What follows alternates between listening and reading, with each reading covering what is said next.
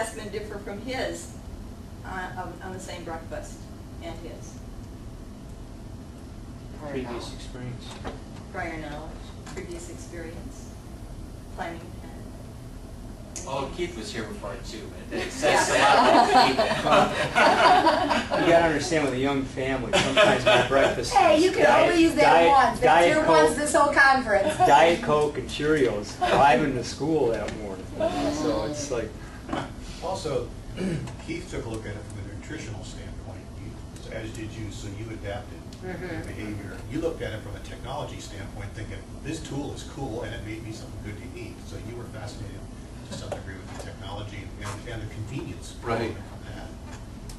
Well, I'm still, and I had a bit of shame associated with it too, because I found a store and I found eggs, and I was thinking, you know, if I could just have the technology for hard-boiling eggs, but then I was saying earlier, always pushing, just, you know, shut up.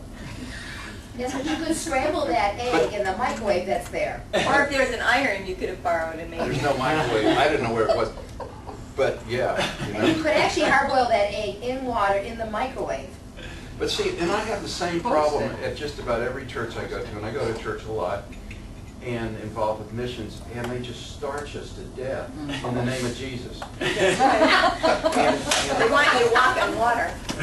So and at the Methodist church, because I have the right, because my father's a Methodist minister, I figured, I started hard-boiling eggs for everybody. And I just go, you know, I always call attention to myself, and I say, I'm not going to do that. But now I'm back to hard-boiled eggs for everybody. So there was a lot of shame involved. Lots of stuff going on. Maybe it was the wrong thing to bring up. Did anybody assess the setting and the actual kitchen? Look, I had no problem with the breakfast because I expected donuts. That's it. But my nice friend over here said, "Oh, come and have a waffle." I was on my way out the door. I said, "We have to be here in the clock." He said, "Well, come on and have a waffle." So I had a waffle and juice.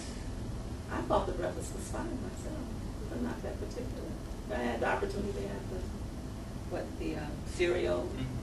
So I had variety. Variety was there. And he made sure I took an apple with me. That's good.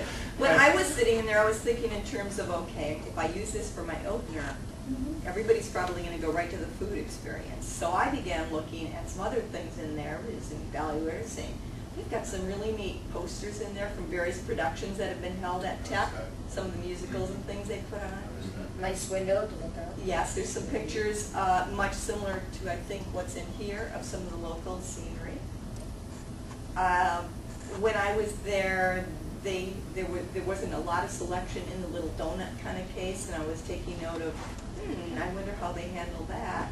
So what I'm having you do this for is a couple of reasons. Is that when we are making assessments, which we do nonstop, from the very moment we get up, whether it's for our spouse or our significant other or our children, we are assessing things daily. And we are looking at it through a focus, a lens, that many things affect. I have to tell you one of my coolest evaluation stories to really illustrate the importance of it. I was at Northern Michigan University, a competing organization of Michigan Tech, somewhat, but not too much, because Tech is really an engineering school. And they serve big banquets there all the time. I'm sure they have one, 3 or 4 times a week. They serve 200-300 people. And we were all seated with our dinner in front of us.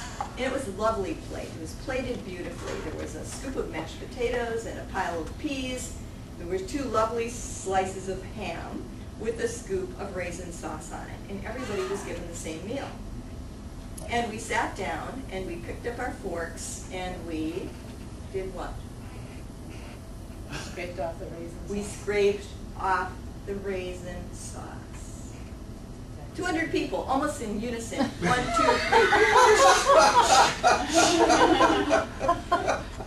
3. The girls who were working at the event dishes away 20 minutes later, and they picked up plate after plate after plate with what on it?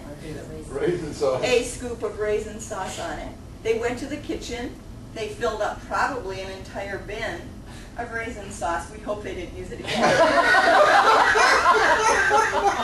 What is being said here about assessment and evaluation? They're not willing to What try will Northern something new. serve the next time they serve ham? Raisin sauce. Raisin sauce. Why? Nobody Probably paid nobody's in charge of attention. that. Nobody paid attention. Evaluation wasn't done. It wasn't done. There was nobody in there walking around to sense what people liked or did not like. They did not take notes on the loss that they were suffering from the raisin sauce. As simple as a puddle of raisin sauce, we can learn a lot about assessment. That was a Measure puddle what a needs little bit. measuring. Another thing, I work also for an ISD, and every session we have people check, 1, 2, 3, 4, 5, did you like this, okay? Here are the questions we ask. This session was beneficial to me and I will use it in my learning. The facilities were comfortable, but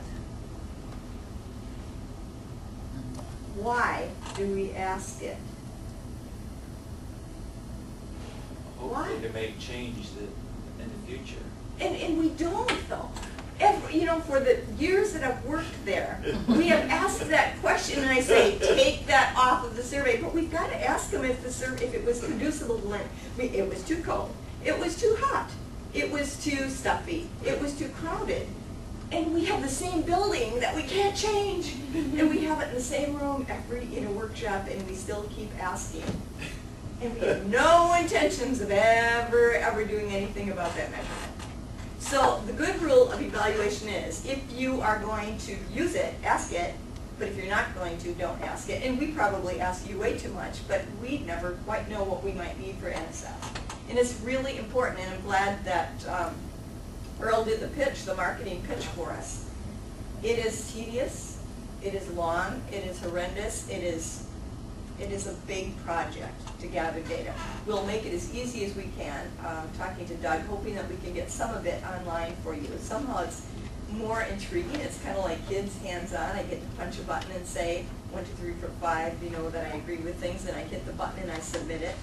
And that is one of the things that we'll work on. And hopefully we can make life easier for you. The ones I brought you are the old-fashioned paper and pencil kind, but we do need to establish some code names for you, and it might be best that we do that first with paper so that we have a record, because from here on in, whatever you turn in is not going to be, and it never is, linked back to you. It's linked back to, did you turn something in or not? And the code is there for our important The purposes. kids like the code though. Yeah. They like doing it because they like how, after it's all said and done, they talk about how they're, use the first 2 initials and the last name, and they're spelling it out, and then they tell us what their names are. A new code name is 124, whatever.